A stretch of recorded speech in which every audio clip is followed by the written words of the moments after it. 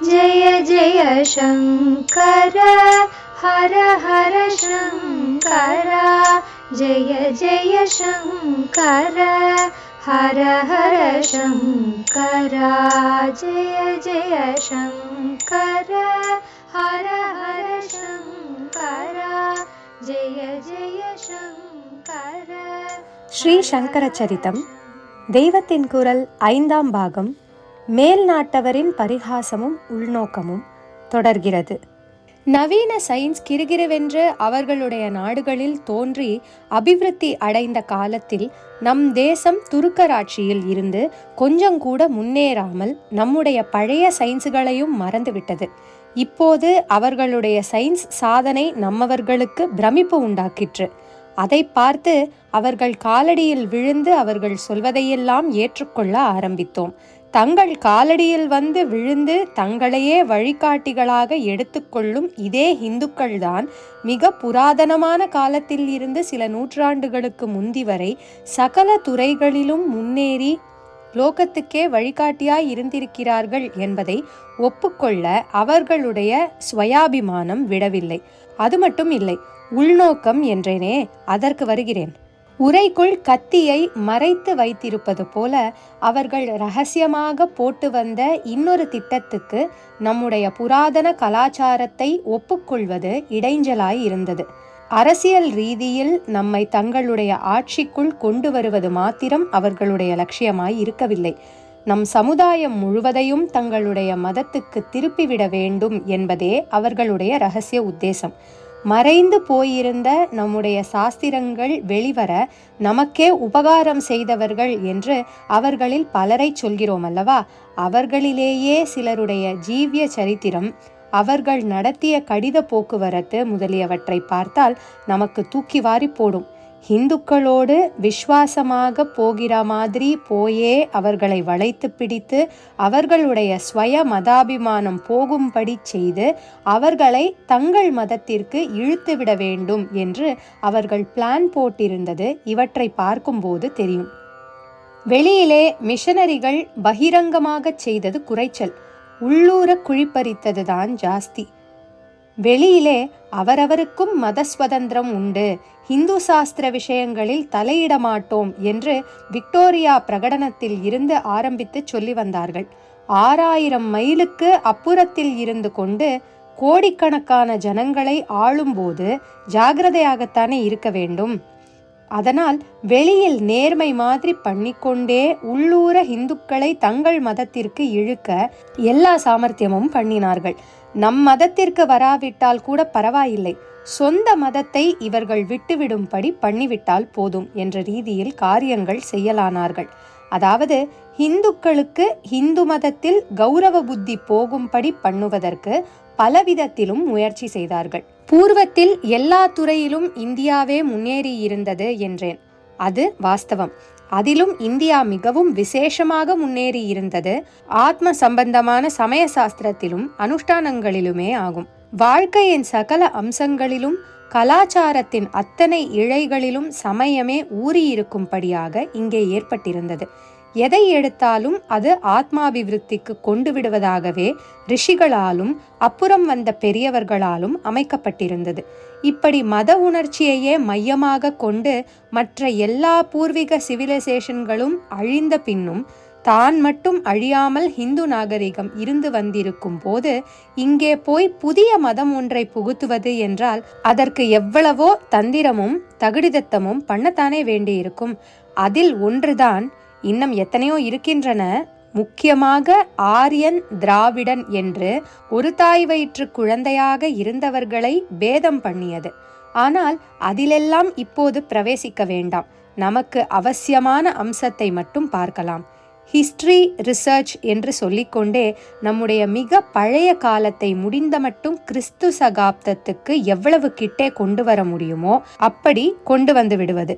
நம்முடையது ரொம்பவும் தொன்மையானது என்பதில் ஒரு பெரிய சைக்கலாஜிக்கல் நிறைவு இருக்கிறதென்று சொன்னேன் அல்லவா? இந்துக்களுக்கு அந்த நிறைவு இல்லாமல் பண்ணிவிட வேண்டும் என்று நினைத்தார்கள். நினைப்பை காரியமாக செய்து கொள்ள அவர்களுக்கு கிடைத்த ஒரு முக்கியமான உபாயம் பௌத்த மதம். பௌத்தம் தற்காலத்தில் கிறிஸ்துவ மதத்துக்கு அடுத்த பெரிய மதமாக கிழக்காசிய நாடுகளில் ஜப்பான் வரை பரவலாயிருப்பதையும், ஆனால் அதன் பிறந்த வீடான இந்தியாவில் அதற்கு இடம் இல்லாமல் இருப்பதையும் பார்த்தார்கள்.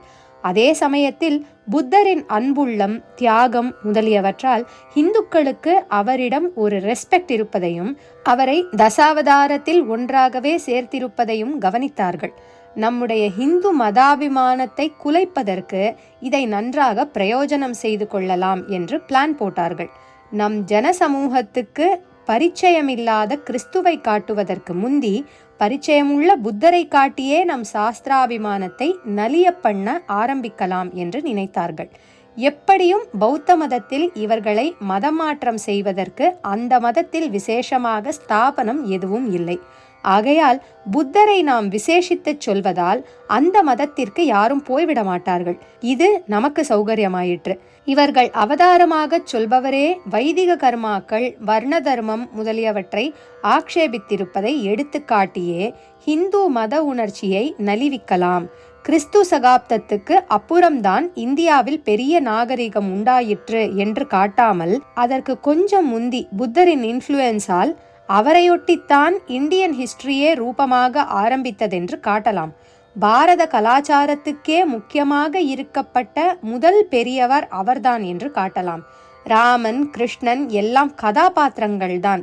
அவர்கள் சரித்திரபூர்வமாக இருந்ததாக சொல்வதற்கில்லை. புத்தர் தான் சரித்திராதாரப்படியே இருந்தவர் என்று காட்டலாம்.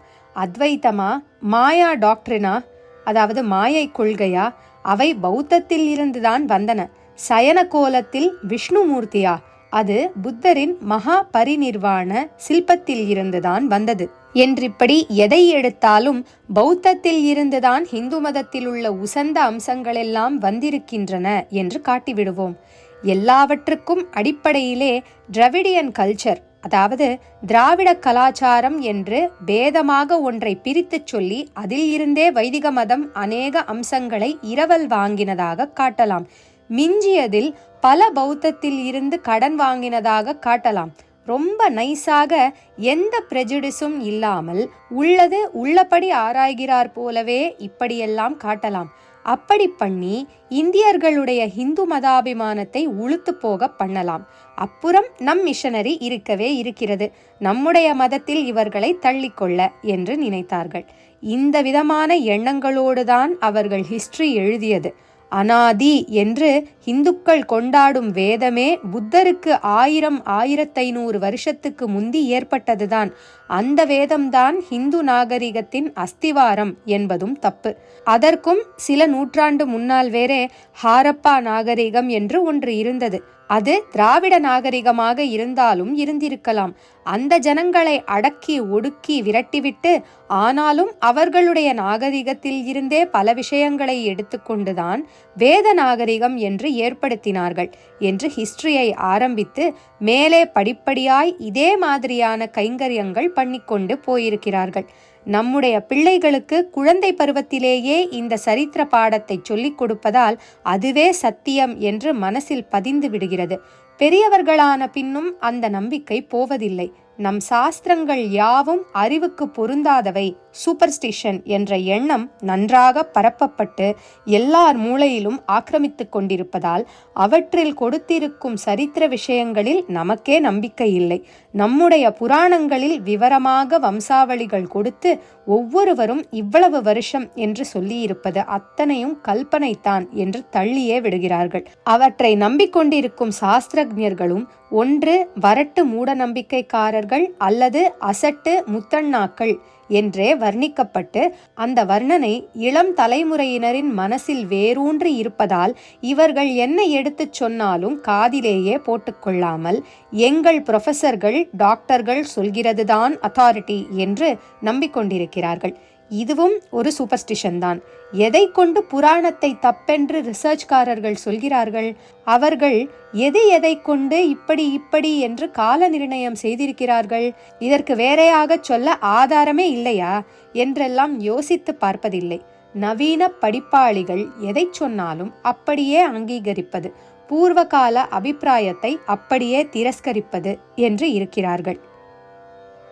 மேல் நாட்டவரின் பரிகாசமும் உள்நோக்கமும் இத்துடன் நிறைவு பெறுகிறது. ஜெய ஜெய சங்கர, ஹரஹர சங்கர, மகா பெரியவா சரணம்.